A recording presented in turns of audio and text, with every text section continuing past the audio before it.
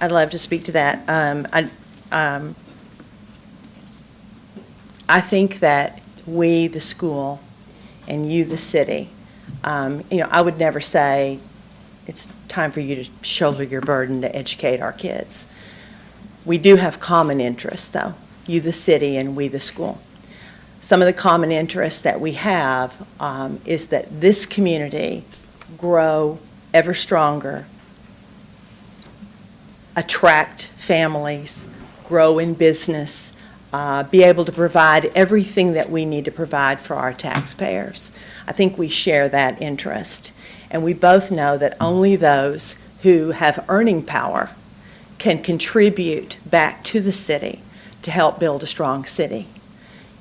People without skills, people without an education, don't have an earning power.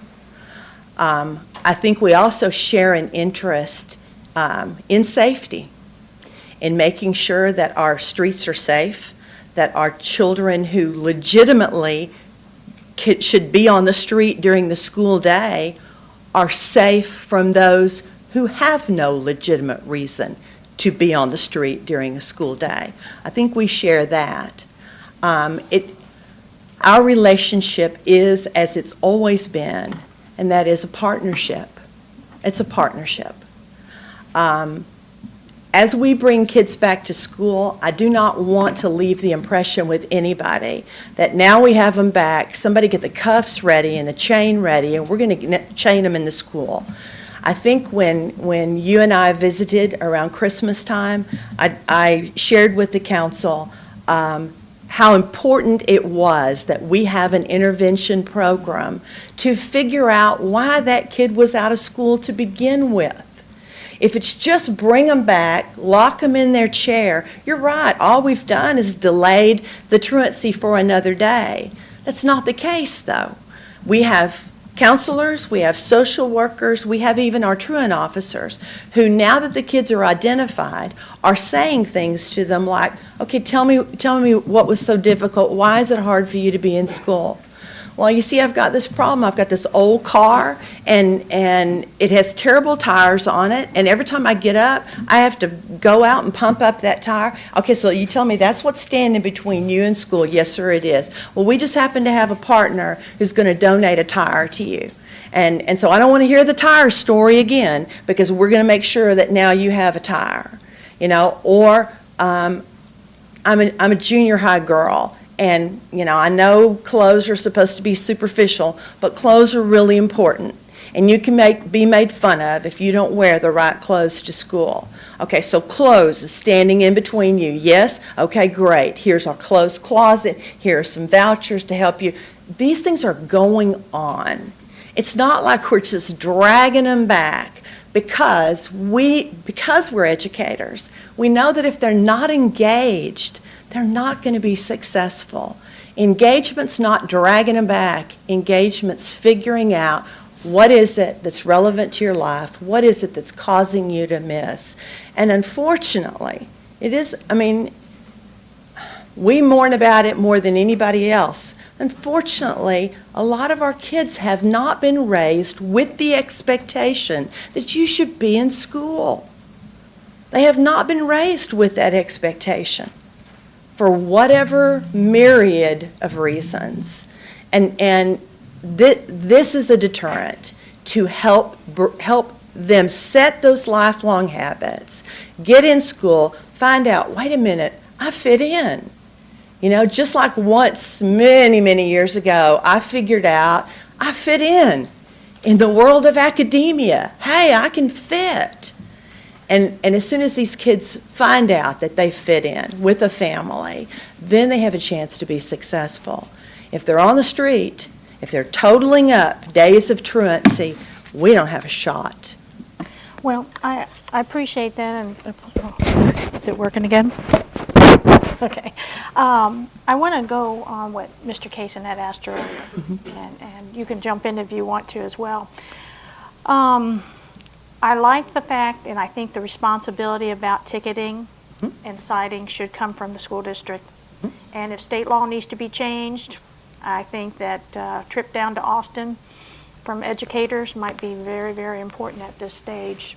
We've made many trips to Austin for many reasons. And because, as you say, once you get them in there and you start working with them and you start being able to talk to them, including the parents who say, I'm not, involved, I'm not going to care about it, you still need to reach out to those parents. Oh, absolutely we do. Because, all the work you do with them can go undone if you don't capture the parents as well. Absolutely. And that's something the city cannot control or be able to change. Honestly, nor would we ask you to. It is something that we do all the time. But it is affecting our parents when this comes down to it as well. So, that's been some of the arguments we've had before us, single mothers not being able to afford it. And, so, we have to weigh this very carefully on our level of responsibility, if it is ours or not ours. And we have partnered with you. You all have used our officers in your schools to help you and aid you as well. So, but that's all I have for right now, but I appreciate it. Thank you. Mr. Chapman, oh boy. Yeah, I do think that there is, while this discussion was very interesting, I think that the one responsibility that we very clearly have as a council and mayor is the safety of the citizens. And that is, there's a direct correlation. I'm looking at some statistical information here, and then there was some information that's been submitted in the past where there were reactive ordinances put in place because of criminal activity that was taking place because of truants, all right? In our situation, what we did is we have a proactive ordinance in order to prevent that type of situation from occurring. I'm looking at some data here that is it's a statistical analysis based on a GIS survey, and this actually happens to be Dallas. But what they're doing is they're correlating truancies in relation to hotspots of crime. And it's clear when you look at something like that, there's a direct correlation between truancy and crime. So I would say that as a council, we do have a responsibility to make sure that we're doing everything we can to prevent this type of thing from occurring in Bedford. Well, if that's the case, we should probably just declare martial law. Mayor, can you do that?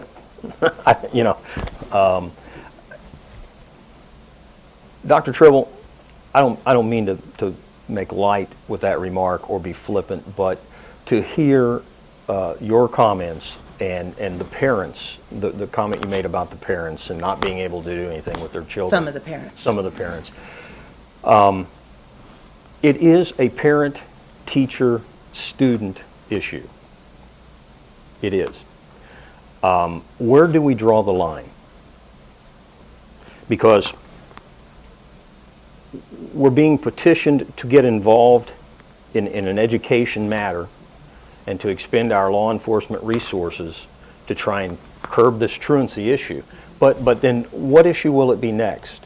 I'm listening about safety, I'm listening about crime, I'm listening about this, I'm listening about that. And that's fine. And we can throw that net out there and say, look, it did this or it did this or it did this. But what it is absolutely doing is it's affecting people that aren't involved in this issue. Their freedoms, their liberties to move about this city without having the same fear that students have, it's their abilities being impacted. And you can lead the horses to water, but once in a while there's just going to be a horse that just isn't going to drink. And it's sad, it's unfortunate. My children are products of HEB-ISD. I moved to Bedford because of HEB-ISD. And my former boss, who lived here before he was transferred out, said, this is where you need to be. The church that I was in Kansas City, there was a gentleman that lived here in Bedford. And those are the reasons I'm here. And my children, fortunately, are educated with college degrees and good jobs, but my children weren't afraid of the police. My children were afraid of me. And I say that in a loving way. They knew there would be consequences. And that takes me back to the fact that it is a parent, teacher, student issue. The comment you made about intervention, I'm not convinced yet that we have done enough or looked at enough things